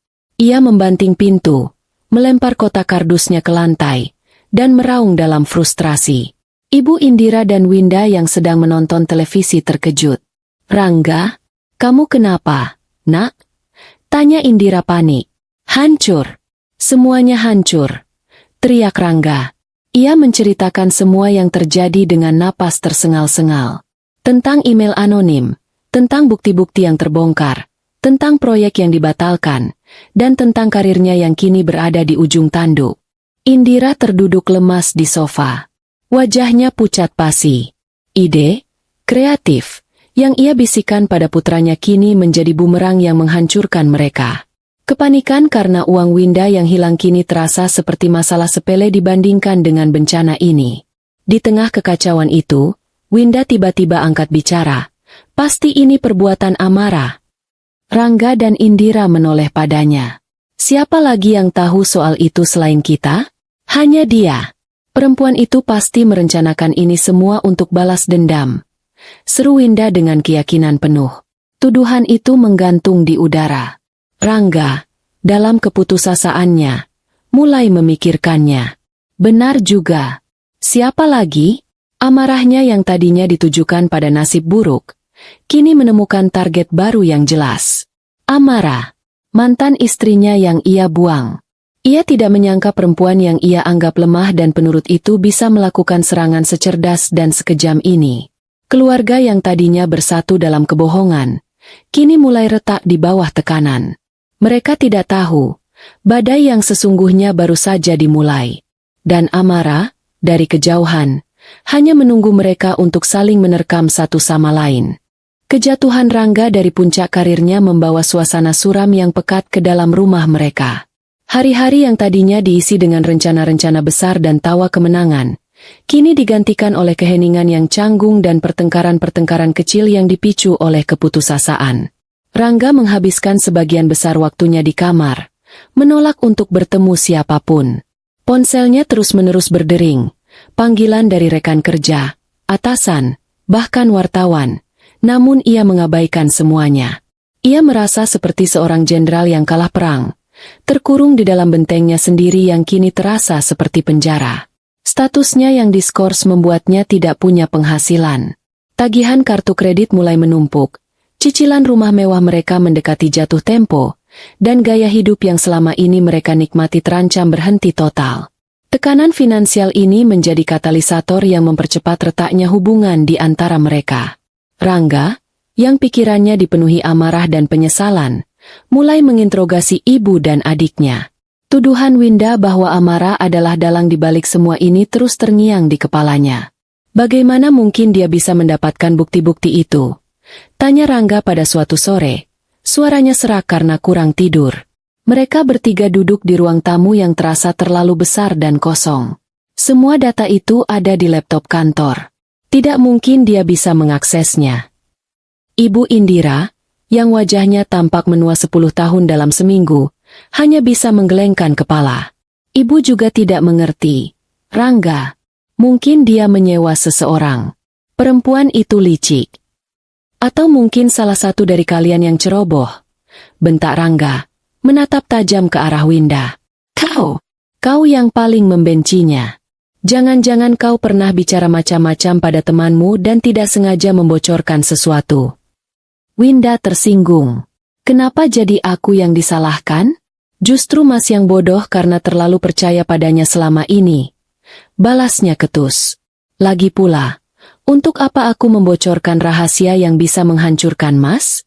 Kalau Mas hancur, aku juga ikut susah. Argumen itu seolah membuka sebuah kotak Pandora. Kata, susah, dan uang menjadi pemicunya. Rangga tiba-tiba teringat sesuatu. Bicara soal uang, kata Rangga, matanya menyipit. Uang 120 juta yang katanya dicuri Amara. Di mana uang itu sekarang? Ibu bilang, ibu simpan di deposito yang aman. Indira dan Winda saling berpandangan sekilas. Kepanikan yang coba mereka sembunyikan kini terlihat jelas. Iya, nak, uangnya aman. Jawab Indira dengan suara gemetar. Ada di bank. Tidak usah khawatir. Tapi Rangga tidak bodoh. Ia bisa melihat kebohongan di mata ibunya. Bertahun-tahun ia memuja dan mempercayai ibunya tanpa syarat. Tapi kini, setelah dikhianati oleh sistem yang ia percayai, benih keraguan mulai tumbuh di hatinya. Aku mau lihat buku depositonya. Sekarang, tuntut Rangga dengan nada yang tidak menerima bantahan. Winda mulai gelisah di kursinya. Untuk apa sih, Mas? Kan ibu sudah bilang aman. Kita punya masalah yang lebih besar sekarang. Justru karena kita punya masalah besar, aku perlu tahu di mana setiap sen uang kita berada, seru Rangga. Jangan-jangan uang itu juga sudah kalian habiskan. Tuduhan itu tepat mengenai sasaran. Winda, yang berada di bawah tekanan hebat, akhirnya meledak. Air matanya tumpah, bukan karena sedih, tapi karena frustrasi dan takut. Memangnya kenapa kalau uangnya sudah tidak ada? Isaknya, itu juga bukan salahku sepenuhnya. Aku ditipu. Aku hanya ingin uang itu bertambah banyak supaya bisa membantu Mas. Keheningan yang mengikuti pengakuan itu terasa memekakan telinga. Rangga menatap adiknya dengan tidak percaya, lalu beralih ke ibunya yang kini menunduk, tidak berani menatap matanya. Ditipu? Ulang Rangga pelan. Setiap suku katanya mengandung amarah yang tertahan. Apa maksudmu ditipu? Dengan terbata-bata, diselingi isak tangis, Winda menceritakan semuanya. Tentang investasi Golden Equity Fund, tentang janji keuntungan 50%, tentang bagaimana uang 80 juta rupiah itu lenyap begitu saja. Ia mencoba membela diri, mengatakan bahwa ia hanya korban. Rangga tidak mendengar pembelaan adiknya. Otaknya hanya fokus pada satu fakta. Uang yang menjadi alasan utama ia mengusir istri dan anak-anaknya, kini telah hilang karena keserakahan dan kebodohan adiknya sendiri. Amara difitnah, dihina, dan diusir karena uang yang pada akhirnya hanya menjadi abu. Jadi semua ini bohong, bisik Rangga, lebih pada dirinya sendiri. Ia menatap ibunya. Fitnah Amara, tuduhan itu, semuanya kalian yang rekayasa. Ibu Indira akhirnya mengangkat wajahnya. Air mata penyesalan yang palsu mengalir di pipinya. Kami hanya ingin melindungimu. Nak, Amara itu tidak baik untukmu. Dia hanya menghabiskan uangmu. Melindungiku. Rangga tertawa. Tawa yang terdengar serak dan penuh kepahitan. Kalian tidak melindungiku. Kalian menghancurkanku. Kalian membutakanku dengan kebohongan. Membuatku mengusir satu-satunya orang yang mungkin benar-benar tulus padaku. Kalian lihat hasilnya sekarang? Karierku hancur, uang kita habis, dan kita semua terjebak dalam neraka ini bersama-sama. Pertengkaran hebat itu adalah yang pertama dari banyak pertengkaran lainnya. Rumah yang tadinya menjadi simbol kesuksesan, kini menjadi medan perang. Mereka saling menyalahkan, saling mengungkit kesalahan, dan saling meneriakkan kata-kata yang menyakitkan. Dinding kebohongan yang selama ini mereka bangun untuk menopang keluarga mereka, kini runtuh bata demi bata, menimpa mereka semua. Di tengah kekacauan internal itu, pukulan terakhir dari Amara datang. Sebuah pukulan yang ditujukan langsung pada jantung pertahanan mereka, Ibu Indira. Amara tahu bahwa sertifikat rumah mereka digadaikan, tapi ia tidak tahu digadaikan kemana.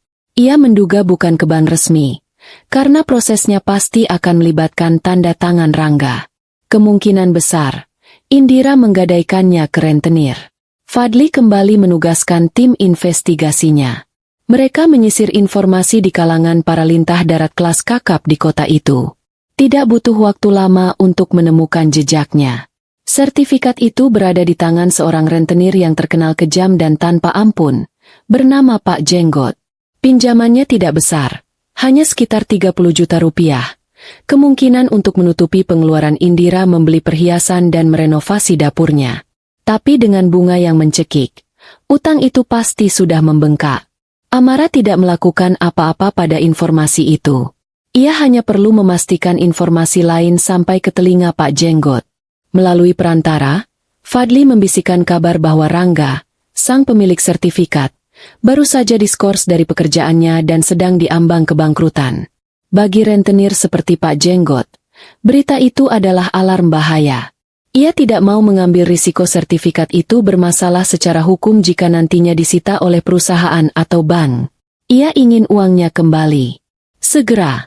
Suatu sore, saat Indira sedang sendirian di rumah, sebuah mobil jeep hitam berhenti di depan gerbang mereka. Dua orang pria berbadan besar turun dan menggedor pintu dengan kasar. Indira, yang mengira itu adalah tamu, membuka pintu dan langsung pucat pasi melihat siapa yang datang. "Saya datang untuk menagih utang ibu," kata salah satu pria itu dengan suara berat. Matanya menatap tajam. Pak Jenggot bilang, "Sudah waktunya bayar. Semuanya. Pokok dan bunganya. Totalnya 65 juta. Kami beri waktu 3 hari." Pria itu kemudian melemparkan sebuah amplop coklat ke lantai dan pergi begitu saja. Tubuh Indira gemetar hebat. Rahasia tergelapnya kini terbongkar dengan cara yang paling menakutkan. Ancaman itu bukan main-main. Seluruh kota tahu apa yang bisa dilakukan Pak Jenggot pada orang yang tidak bisa membayar utang. Ketika Rangga dan Winda pulang, mereka menemukan Indira terduduk di lantai, menangis histeris sambil memeluk amplop itu. Teror baru telah memasuki hidup mereka. Jika sebelumnya mereka hanya berurusan dengan kehilangan harta dan reputasi, kini mereka berurusan dengan ancaman fisik yang nyata. Kehancuran mereka kini bukan lagi sekadar metafora, tapi sebuah kemungkinan yang sangat dekat dan menakutkan. Ancaman dari rentenir menjadi titik puncak dari semua tekanan yang mereka hadapi. 3 hari terasa seperti 3 jam. Mereka tidak punya uang sebanyak itu. Tabungan sudah menipis, aset tidak bisa dijual cepat, dan tidak ada lagi teman atau kerabat yang mau meminjamkan uang pada keluarga yang reputasinya sudah hancur. Kepanikan dan ketakutan menyelimuti rumah itu seperti kabut beracun. Di malam kedua, setelah seharian buntu mencari jalan keluar, Rangga akhirnya menyerah. Ia duduk sendirian di taman belakang rumahnya yang gelap, menatap kolam renang yang airnya mulai keruh tak terawat. Wajahnya tampak kuyu.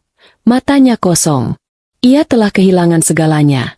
Pekerjaan, harga diri, kepercayaan, dan kini bahkan rasa aman di rumahnya sendiri. Dalam kegelapan itu, satu-satunya wajah yang terlintas di benaknya adalah wajah Amara. Ia teringat bagaimana Amara selalu bisa menenangkannya saat ia stres, bagaimana Amara selalu punya solusi untuk setiap masalah, bagaimana Amara selalu menatapnya dengan penuh cinta dan kepercayaan.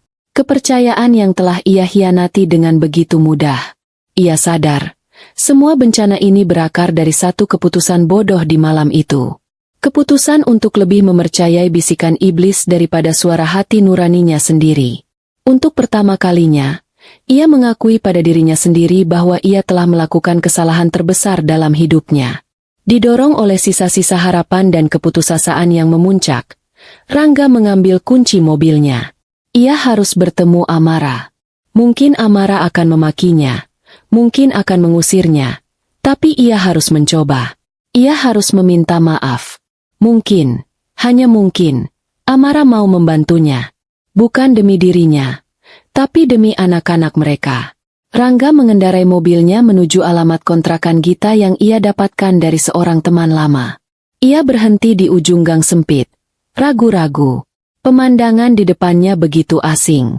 Rumah-rumah sederhana yang berdempetan. Anak-anak kecil berlarian di gang. Inikah tempat tinggal anak-anaknya sekarang? Rasa bersalah menghantamnya seperti gelombang pasang. Ia berjalan menyusuri gang, mencari rumah kontrakan Gita. Ia melihatnya dari kejauhan. Sebuah rumah kecil dengan lampu teras yang temaram. Dari jendela, ia bisa melihat siluet Amara sedang menemani Bima belajar, sementara Rara tertidur di pangkuannya. Pemandangan itu begitu damai, begitu normal, sebuah kehangatan keluarga yang telah ia buang. Dengan jantung berdebar kencang, ia mengetuk pintu. Pintu terbuka, dan Amara berdiri di sana. Wajahnya menunjukkan keterkejutan sesaat, yang kemudian dengan cepat digantikan oleh ekspresi dingin dan datar. Ia tampak berbeda, lebih kurus, tapi sorot matanya lebih kuat, lebih tajam. Tidak ada lagi kelembutan dan tatapan memuja yang dulu selalu ia berikan untuk Rangga. "Mau apa kamu kesini?" tanya Amara, suaranya tanpa emosi. "Amara, boleh aku masuk sebentar? Ada yang perlu aku bicarakan," pinta Rangga dengan suara lirih. Amara ragu sejenak, lalu melirik ke arah anak-anak. Ia tidak ingin membuat keributan. Ia mengangguk dan minggir, membiarkan Rangga masuk. Ia kemudian menyuruh Bima untuk masuk ke kamar. Mereka duduk berhadapan di ruang tamu yang sempit, dipisahkan oleh sebuah meja kecil. Keheningan terasa begitu berat. Akhirnya, Rangga yang memecahkannya. Aku minta maaf, Amara, katanya. Suaranya bergetar. Air mata mulai menggenang di pelupuk matanya.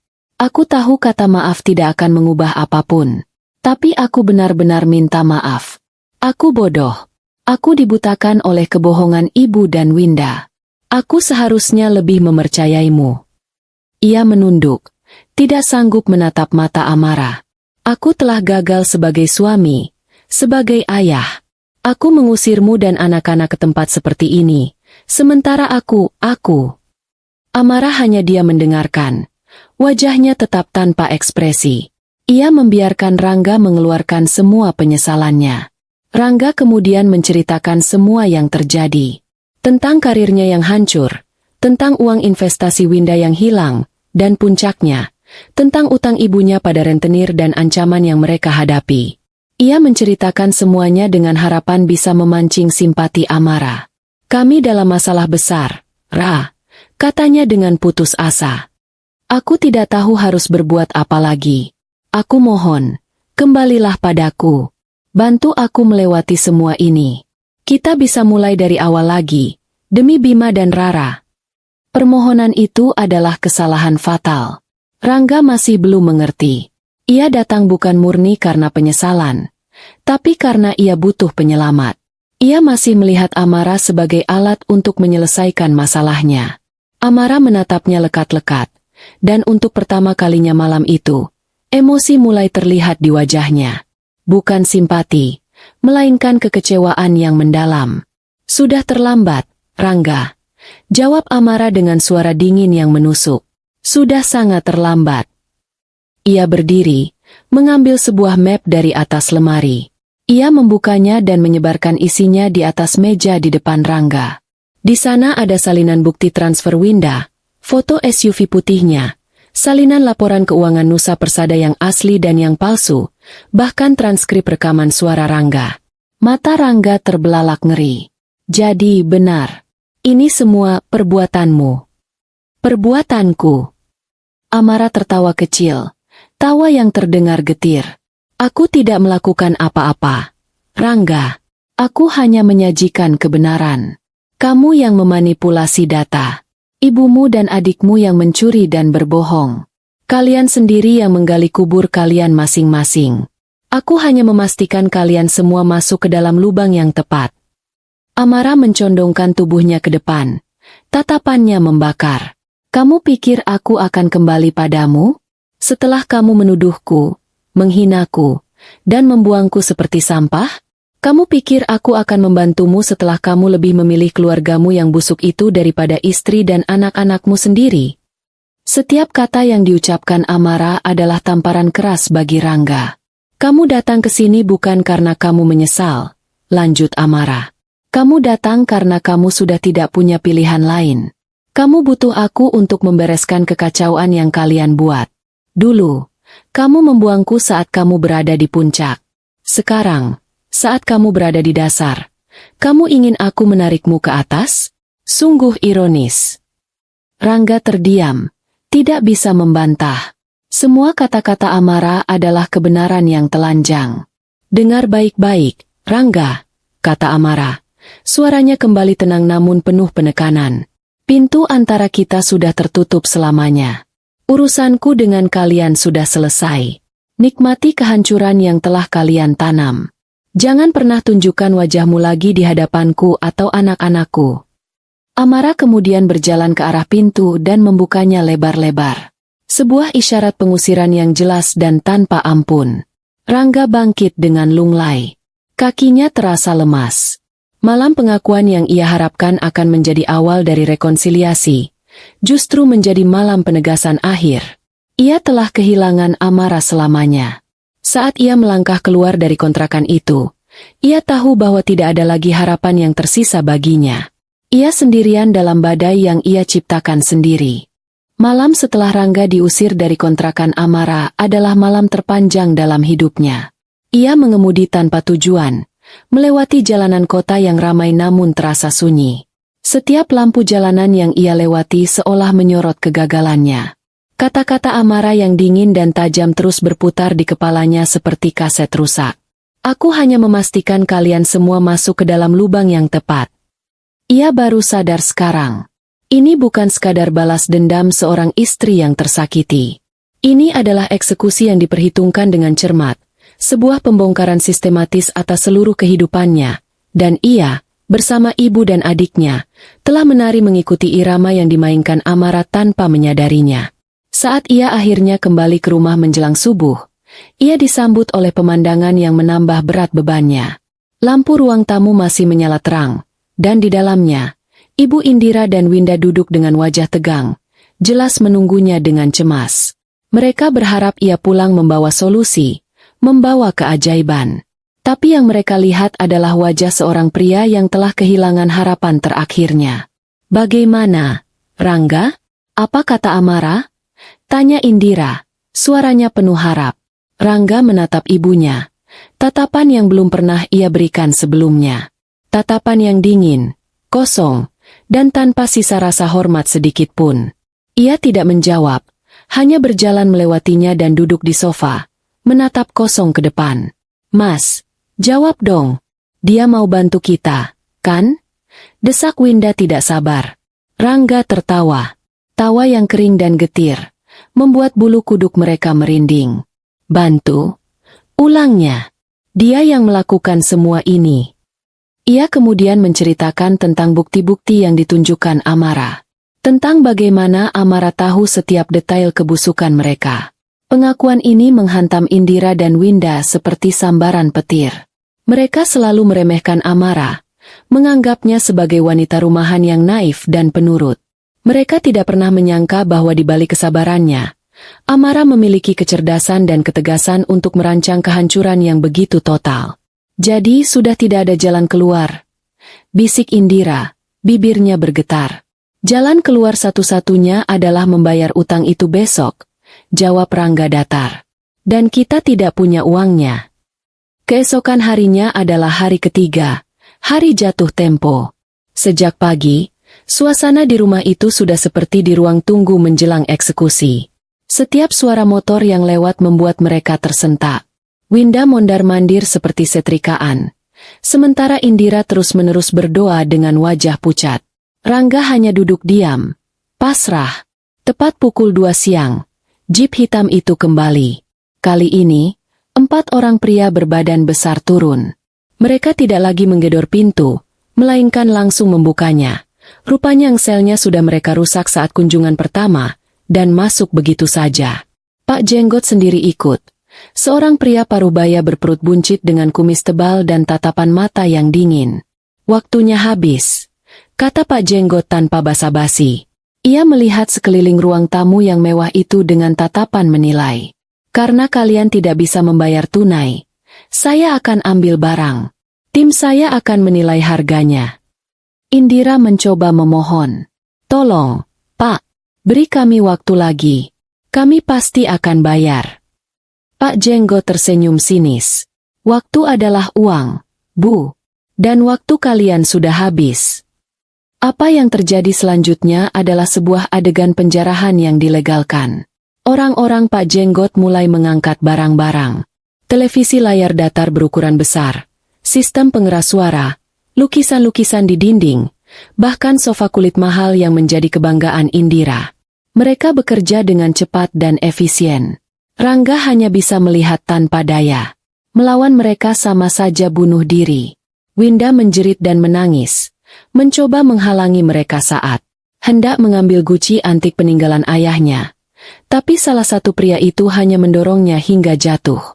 Puncak dari penghinaan itu adalah ketika para tetangga mulai keluar rumah, menonton drama itu dari balik pagar mereka. Bisik-bisik dan tatapan menghakimi terasa lebih menyakitkan daripada kehilangan barang-barang itu sendiri. Reputasi mereka, yang sudah compang-camping, kini benar-benar tercabik-cabik di depan umum. Setelah mengambil barang-barang yang nilainya mereka anggap cukup untuk menutupi utang dan bunga-bunganya, Pak Jenggot dan anak buahnya pergi, meninggalkan keluarga itu di tengah ruang tamu yang kini terasa lowong dan berantakan. Mereka tidak hanya kehilangan harta, mereka kehilangan muka. Bencana tidak berhenti sampai di situ. Seminggu kemudian, surat resmi pemecatan Rangga datang dari kantornya. Investigasi internal telah selesai, dan ia dinyatakan bersalah penuh atas manipulasi data dan menyebabkan kerugian besar bagi perusahaan. Ia tidak hanya dipecat secara tidak hormat, tapi juga masuk daftar hitam di Asosiasi Pengembang Properti. Pintu karirnya di industri itu telah tertutup rapat selamanya. Perusahaan juga menuntutnya secara perdata untuk mengganti kerugian, yang berarti sisa aset atas namanya, termasuk rumah itu, terancam disita. Di saat yang bersamaan, Amara, melalui Fadli, secara resmi melayangkan gugatan cerai.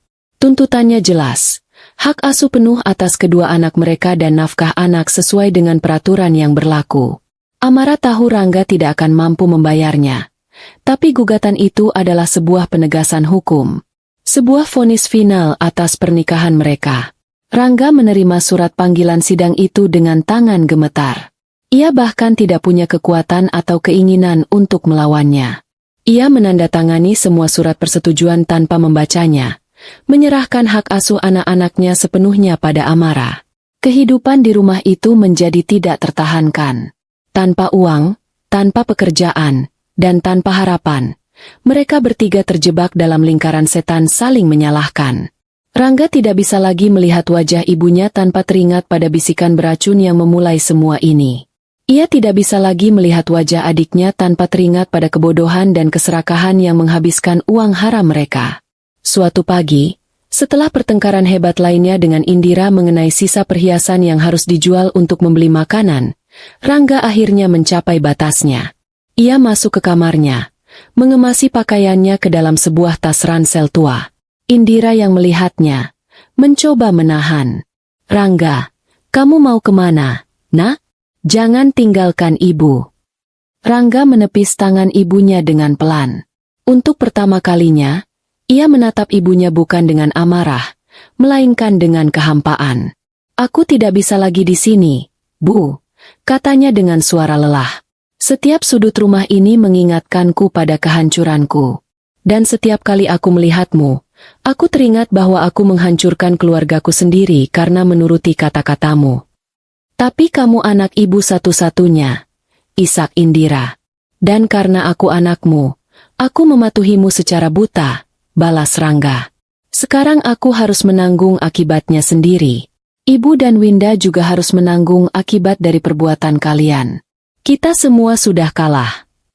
Ia berjalan menuju pintu, tidak menoleh lagi ke belakang. Winda yang melihat dari tangga hanya bisa terdiam membisu. Rangga meninggalkan rumah itu, rumah yang pernah menjadi istananya, tanpa tujuan yang jelas. Ia hanya tahu ia harus pergi, sejauh mungkin dari dua orang wanita yang telah menjadi arsitek kehancurannya. Beberapa minggu setelah Rangga pergi, surat pemberitahuan penyitaan dari bank akhirnya datang. Cicilan rumah sudah menunggak selama 3 bulan. Indira dan Winda diberi waktu 1 bulan untuk mengosongkan rumah. Vonis terakhir telah dijatuhkan. Mereka kini resmi menjadi tunawisma. Hari pengosongan adalah hari yang mendung, seolah langit ikut berduka atas nasib mereka. Sebuah truk dari perusahaan lelang parkir di depan rumah, mengangkut sisa-sisa perabotan yang tidak diambil oleh rentenir. Indira duduk di teras, menatap kosong saat sofa tempatnya biasa menonton televisi diangkut keluar. Winda berdiri di sampingnya. Air matanya sudah kering. Mereka tidak punya tempat untuk dituju. Sebagian besar kerabat sudah menutup pintu setelah mendengar aib keluarga mereka. Mereka akhirnya menumpang di sebuah kamar kos sempit dan pengap di pinggiran kota, dibiayai dari hasil penjualan cincin kawin terakhir milik Indira. Dari sebuah rumah mewah dengan kolam renang, kini mereka harus berbagi kamar mandi dengan penghuni kos lain. Dari nyonya besar dan putri manja, kini mereka menjadi 2 orang wanita tanpa masa depan. Kehancuran mereka telah paripurna. Vonis telah dijatuhkan, bukan oleh hakim di pengadilan, tapi oleh karma yang mereka ciptakan sendiri. 1 tahun berlalu dengan cepat. Waktu, bagi sebagian orang, adalah penyembuh luka. Bagi yang lain, ia adalah penempa yang mengubah kerapuhan menjadi kekuatan. Bagi Amara, waktu adalah keduanya. Ia telah melalui masa-masa sulit, menangis dalam diam setelah anak-anak tertidur, merasa lelah hingga ingin menyerah. Namun, setiap pagi, melihat wajah kedua buah hatinya memberinya alasan untuk bangkit dan berjuang lebih keras dari hari kemarin. Usaha catering online yang ia rintis dari dapur sempit di kontrakan Gita, yang ia beri nama Dapur Amara, berkembang pesat di luar dugaannya. Berawal dari promosi dari mulut ke mulut, pesanan nasi kotak untuk acara kantor dan arisan mulai berdatangan. Masakannya yang lezat, porsinya yang royal, dan harganya yang bersahabat menjadi buah bibir. Amara adalah jiwa dari bisnis itu. Ia yang meracik bumbu, ia yang memasak, ia yang mengemas, dan di awal-awal, ia juga yang mengantar pesanan. Kini, setahun kemudian, Dapur Amara telah memiliki dapur komersial kecil sendiri yang ia sewa, lengkap dengan 3 orang karyawan yang membantunya. Ia tidak lagi tinggal di kontrakan Gita. 6 bulan yang lalu, ia berhasil menyewa sebuah rumah mungil yang nyaman di kompleks perumahan yang asri, tidak semewah rumahnya yang dulu, tapi terasa jauh lebih hangat dan damai. Ada halaman kecil di belakang tempat Bima dan Rara bisa bermain dengan aman. Bima sudah naik kelas 4 dengan nilai yang membanggakan, dan Rara sudah masuk taman kanak-kanak, tumbuh menjadi gadis kecil yang ceria dan percaya diri. Amara sendiri telah berubah. Ia menjadi lebih banyak tersenyum, senyum yang tulus dari hati. Ia menemukan kembali dirinya yang sempat hilang, seorang wanita yang kuat, mandiri, dan cakap. Ia tidak lagi membutuhkan validasi dari seorang pria untuk merasa berharga. Kebahagiaannya kini ia ciptakan sendiri, bersama kedua anaknya. Fadli masih menjadi sahabat baiknya. Sesekali mereka makan siang bersama untuk bertukar kabar. Hubungannya platonis dan penuh dukungan. Amara belum berpikir untuk membuka hati, tapi ia juga tidak menutupnya. Ia hanya menikmati masa kini, menikmati setiap pencapaian kecil dalam hidup barunya. Suatu Jumat sore yang cerah, Amara sedang dalam perjalanan untuk mengantar pesanan besar untuk acara syukuran di sebuah kantor. Ia mengendarai mobil van bekas yang ia beli secara kredit, sebuah simbol nyata dari kerja keras dan kemandiriannya. Musik ceria mengalun dari radio, menemaninya menembus kemacetan kota. Mobilnya berhenti di sebuah persimpangan lampu merah yang padat. Sambil menunggu lampu hijau, pandangannya tanpa sengaja menyapu ke seberang jalan. Dan di sanalah ia melihatnya. Pemandangan yang seolah diambil dari bab terakhir sebuah novel drama. Sebuah tablo bisu tentang bagaimana nasib bisa memutarbalikkan kehidupan. Di bawah terik matahari, di sudut persimpangan yang berdebu, Rangga sedang bekerja. Bukan sebagai manajer proyek berdasi, melainkan sebagai juru parkir liar. Ia mengenakan rompi oranye yang sudah kusam dan topi yang menutupi sebagian wajahnya. Tubuhnya lebih kurus, kulitnya menghitam terbakar matahari. Ia bergerak dengan sigap, meniup fluidnya dengan keras.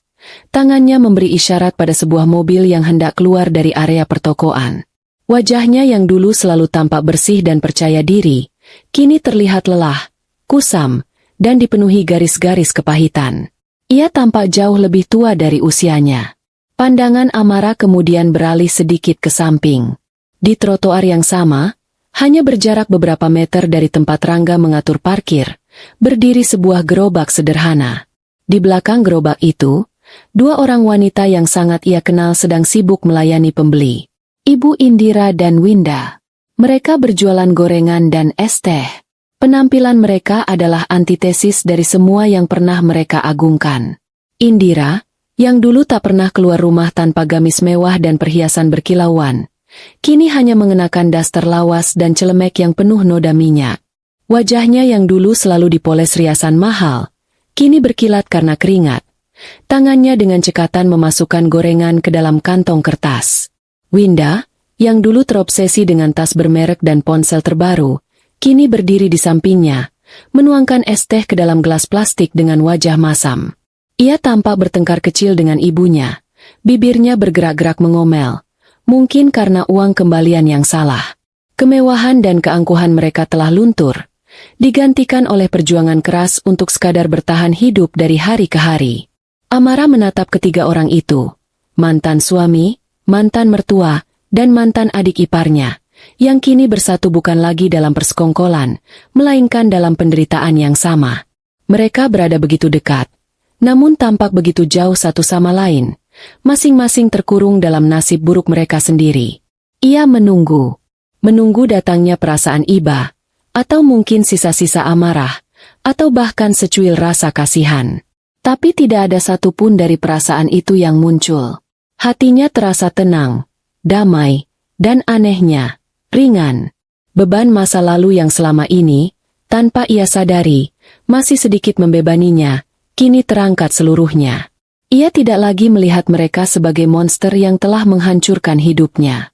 Ia melihat mereka apa adanya. Manusia-manusia lemah yang telah hancur oleh keserakahan dan kebodohan mereka sendiri. Dan kemudian, sesuatu yang tak terduga terjadi. Sebuah senyum mulai tersungging di bibir Amara. Bukan senyum sinis atau senyum kemenangan yang angkuh, melainkan senyum yang tulus. Senyum geli melihat betapa lengkap dan ironisnya putaran takdir. Dan dari senyum itu, lahirlah sebuah tawa kecil. Tawa yang renyah dan lepas, yang keluar dari lubuk hatinya. Ia menertawakan karma, menertawakan keadilan alam semesta yang terkadang datang dalam bentuk yang paling puitis. Lampu lalu lintas berubah menjadi hijau. Mobil di belakangnya membunyikan klakson pelan. Tawa Amara mereda, menyisakan perasaan lega yang luar biasa. Ia menginjak pedal gas, dan mobil vannya mulai melaju. Ia menaikkan volume radio, membiarkan alunan musik yang ceria memenuhi kabin mobil. Melalui kaca spion, ia bisa melihat pemandangan di persimpangan itu semakin mengecil, semakin kabur, hingga akhirnya lenyap ditelan jarak. Ia tidak menoleh ke belakang lagi. Di hadapannya, jalanan terbentang luas dan cerah.